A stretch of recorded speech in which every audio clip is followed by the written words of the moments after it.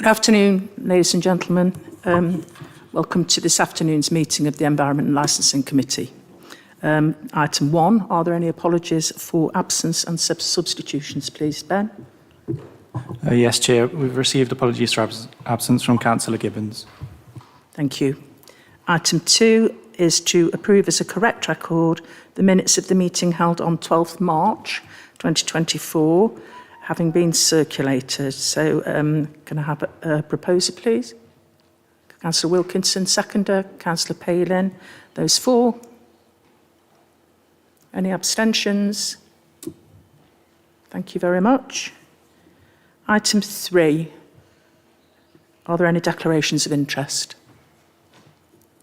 Smashing. Item 4, rattling through it. There are no other items which the Chair considers urgent. We move now to the third agenda that we had.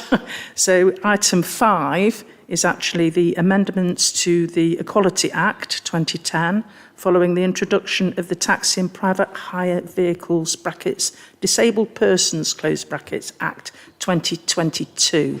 And Mr. Brough is going to present that report. Councillors, just very quickly, it's to inform yourselves of the introduction of the Taxi Hire and Private Hire Vehicles Disabled Persons Act 2022, which amends the Equality Act 2010 by amending the duties and placing new duties on local licensing authorities, the drivers of both taxis and private hire vehicles and private hire operators. It's also to update yourselves on the requirement for local licensing authorities to maintain and publish a list of designated wheelchair accessible vehicles under section 167 of the 2010 Act, and to seek your approval to amend the Gedling Borough Council Statement of Policy and Guidelines for the licensing of hackney carriage drivers, private hire drivers and private hire operators to incorporate information regarding these duties, and to seek your approval to delegate all functions and responsibilities under the 2022 Act and any regulations made thereunder to the Chief Executive. The report in front of you has been looked at by Legal Services and I commend it to you. Thank you, Chair. Thank you. Jim, may I invite any comments, please, on the report? Does anybody have anything they'd like to say? Councillor Smith, please. Thank you, Chair. I think you may be aware that a local taxi driver operator has been in touch with Legal Services about, first of all, why the press and public were initially excluded. I'm pleased that they're not. Hopefully that was just an error. And secondly, about refusing to carry passengers, particularly if they're intoxicated or abusive to the driver. And I understand Legal Services decided that doesn't need to be included in this legislation. Have we got to, Craig could just expand on that, the reasons why? Yeah, of course. So, yeah, first of all, yes, I believe it was an error that it was listed as a private item. It shouldn't be. It certainly is open to the public. In terms of drivers refusing for drunk and aggressive passengers, whatever, that is absolutely the right of a driver to do so. However, I think it would depend on the circumstances of that particular refusal. I don't believe it to be appropriate to include that within the policy, which is, I believe, the advice that has been given on that one. So certainly drivers can refuse to carry a drunk and abusive passenger, whether they're disabled or able-bodied, but it would be the circumstances of that case, whether or not that's a reasonable refusal, which I think Jim and the licensing officers would investigate and conclude within their investigation. Thank you for that. I think it's just important to ask the question, and thank you for a very comprehensive reply and fully understand the reasons. Absolutely, Councillor Smith. Thank you. Councillor Scroggy. Yeah, well, mine was a similar sort of question to the officers. I'm just wondering, obviously, we've got the policy and we've got this in front of us, but also do we, when we're looking at cases like this, do we take note of the government's guidance for taxi drivers, the staying safe guidance for taxi drivers? It was published on the 17th of November 2023. And that obviously states in pretty much what Craig's actually just said as well. So Craig kind of sort of answered my question before it was kind of asked, really. Yeah, I mean, obviously the licensing officers may be able to add to that, but yeah, I certainly would expect that they are considering that information as part of their investigations. Jim, Rachel, I don't know if you've got anything to add. Yes, very aware of it, Councillor. It's a good question, thank you. To go back to the reasonableness, it goes back to the 1847 Act, where that Hackney, the Town Police Laws Act 1847, which talks about Hackney carriage drivers refusing fares and what would be reasonable and not reasonable. Yes, we have taken that into account. We've got a dog inside, do apologise. Just one moment. All right, come here, Rox. Roxy, come on. Yeah, what's this? Come on, you.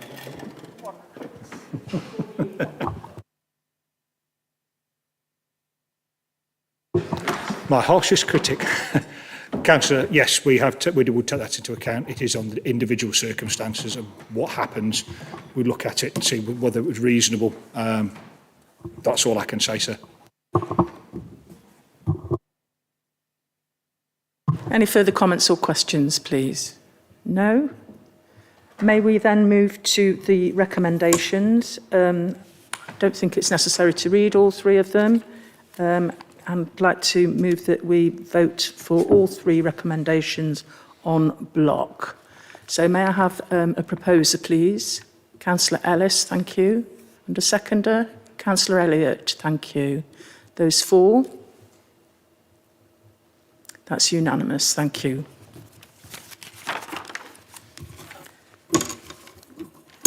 We move now on to item number 6, which is the request for approval of a licensed livery. And that report will be presented by Abby Hutchinson. Abby, over to you.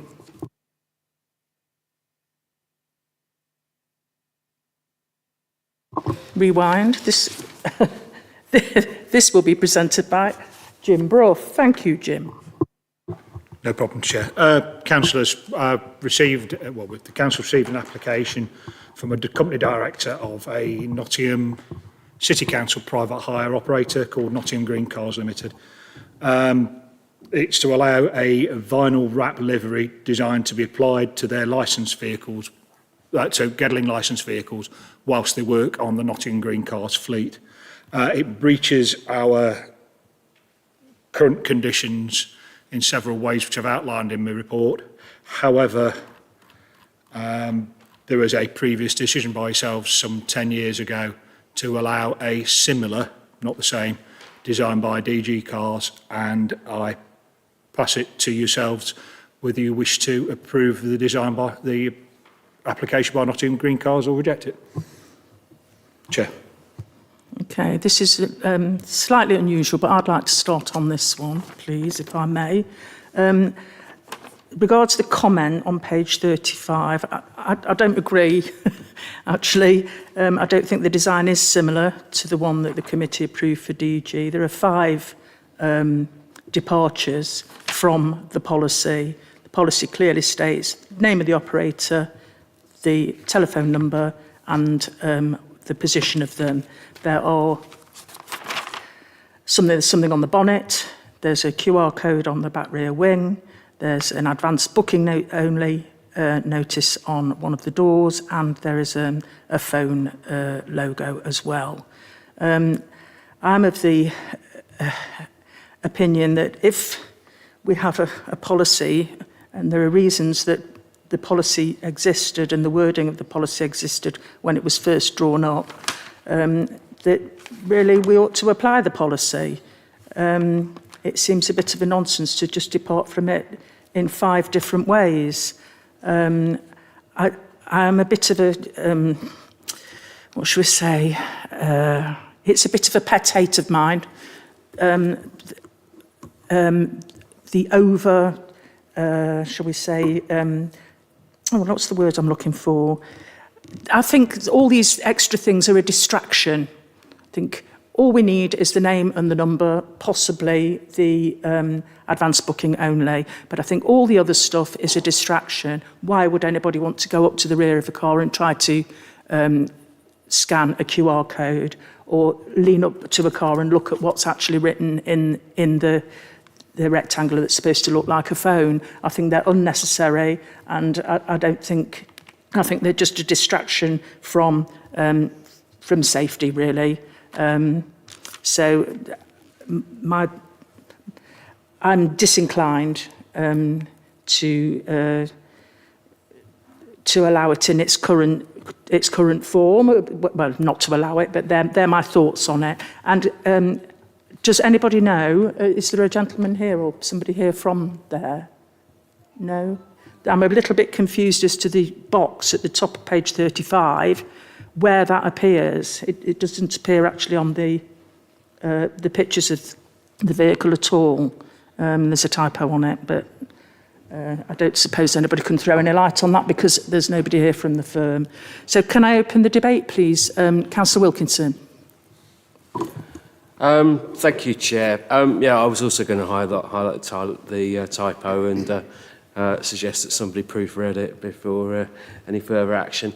I'm not sure that I agree with you, Chair. I'll be perfectly honest. I don't see, personally, a problem with it. I take on board your comment about the QR code, but you really wouldn't have to get very close to register that, you know, on a phone. I think I'd need to be persuaded that it is a problem before I voted against agreeing to this. And do we need to review our policies going forward? Just because they were fit for purpose when they were drawn up doesn't mean to say they've remained fit for purpose as the world has has moved on. So at the moment, I'm inclined to support this livery, unless somebody can give me a good reason why not. Thank you. I find myself agreeing with Councillor Wilkinson. There's a first for everything, yes. Looking at it, I mean, I've been abroad recently, Malaga the other week, and this is how, if you needed to get somewhere, this is how taxis work. And don't think you've just got to scan that QR code off the car, because they will be advertising with various eateries or on some hoarding somewhere, and people can scan that QR code. So once you've scanned that QR code, you've got the app. So it's just to give you live updates on where your taxi is. It's so I find it, this is the other taxi company, well, that was 2013, so that's some 11 years ago now. So let's just see what else has moved on in 11 years and what we're doing. I mean, I find myself having meetings from home with 6 or 7 other people, and everyone's in there. We didn't do that 11 years ago, did we? And taxi companies likewise have moved on. So I would be inclined to vote for this, and I think it's just a very innovative idea, and I'm sure that once we've had this one, we'll have many more to follow, and it's just moving forward with the times, isn't it? So I'm supporting it. Thank you. Followed by Councillor Ellis and then Councillor Scroggy, please. Thank you. While I'm not sure I approve of the logo on the front, I do approve of the fact that they have put, with a correction to the spelling, advanced bookings only on that block, because I think that helps us if people are accused of plying, in that they are obviously saying that they're driving for Nottingham Green cars, and there will be a track of that booking or not. Thank you. Thank you. Councillor Ellis. Thank you, Chair. I don't have any particular objections to the livery as presented. I agree with you. I do wonder where the rectangle is supposed to go on the car, or maybe it isn't, because we're not shown the rectangle on the illustration of the car. My sense of it is there is advantage in vehicles, taxis, being very clearly identified as taxis, and what's more, which company, so that if anyone has an issue or wants to get back to that particular company, and there might be somebody on the street, not somebody who's hired that taxi, they can see very clearly who they need to contact. So from that point of view, with that query about that rectangle, I have no problem with this. Thank you, Councillor Ellis. Councillor Scroggy, please. I think I'm in agreement with everybody. You know, I'm quite comfortable with it. It's the way the world works now, the way the advertising works. It'd be a bit different if they were advertising takeaways or alcohol or something like that on the side of it. But, you know, they're advertising their company, and it's the green cars as well, so that's a plus. So, yeah, I've got no issue with it. I don't think it is an environmentally friendly. It doesn't say anything on their website about it being particularly environmentally friendly or biofuel or anything like that. Oh, right. Oh, I thought it was electric vehicles. Yes, I assumed that to start with, but I checked. All right, my point still stands apart Of from that course. last bit then. Of course, thank you. Councillor Niall. Yes, I'm inclined to agree that I don't have any problem with it. I have seen them driving around, actually, so they must be licensed in the city to be able to use that logo. And seeing them driving around, I don't see it. It's no distraction to me, and I'm very happy that they're making very clear that it's advanced bookings only. My guess is, I don't know, if that square is the QR, what you get when you scan the QR code. Well, we never know unless we scan it. Thank you, Councillor Niall. Councillor Towsey Hinton. Thank you, Chair. I think I'm right in saying that other taxi companies, Uber, I think, is one that actually state on their taxis advanced bookings only. So I personally agree with all my colleagues that approve that. Yeah, subject to whether it's rectangular or is it just their business card, I don't know.